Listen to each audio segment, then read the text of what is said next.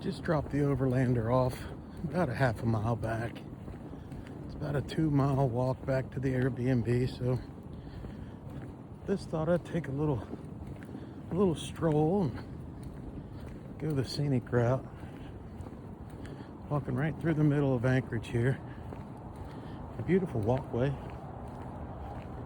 Takes you away from the traffic for a little bit, but I think we'll get back on some city streets here in a few minutes. But it's really pretty. Beautiful day. Probably mid-60s. Sun is actually really hot. Thinking about taking this little pullover off, but doing okay so far.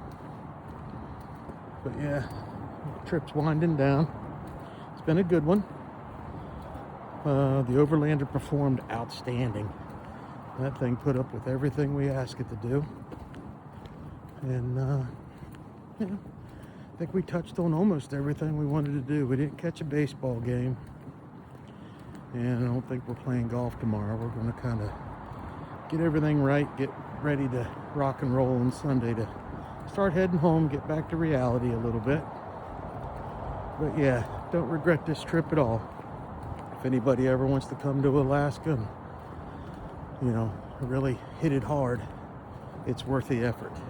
So yeah, we've gone from 3 days in Anchorage to getting the Overlander, staying at Denali State Park, to going to Fairbanks, north of Fairbanks, to a place called Chena Hot Springs we stayed. Came back into Fairbanks to get gas and propane. Then we did the Dalton Highway all the way up to Coldfoot the first night.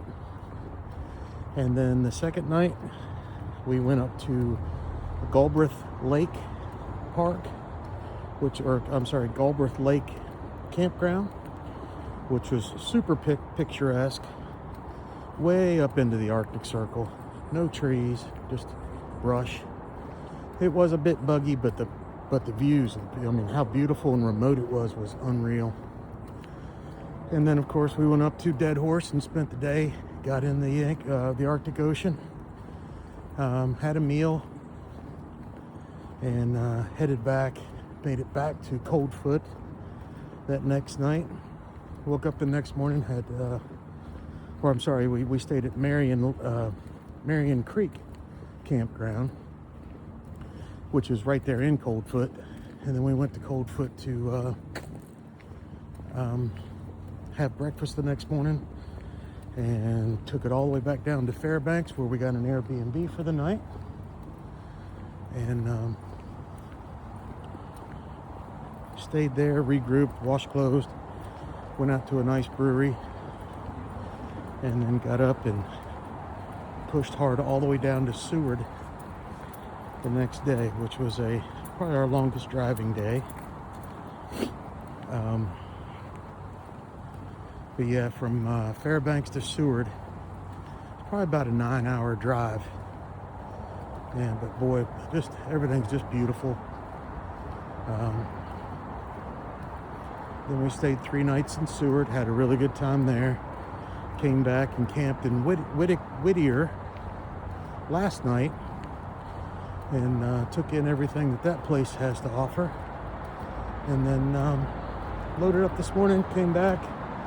We have just returned the Overlander. We have 2 nights at the same Airbnb before we head home on Sunday. So anyway, I'm heading to the Broken Blender for a beer and meet up with the guys and Lori, and trying to find my way out of here. I don't know where I'm going, but anyway,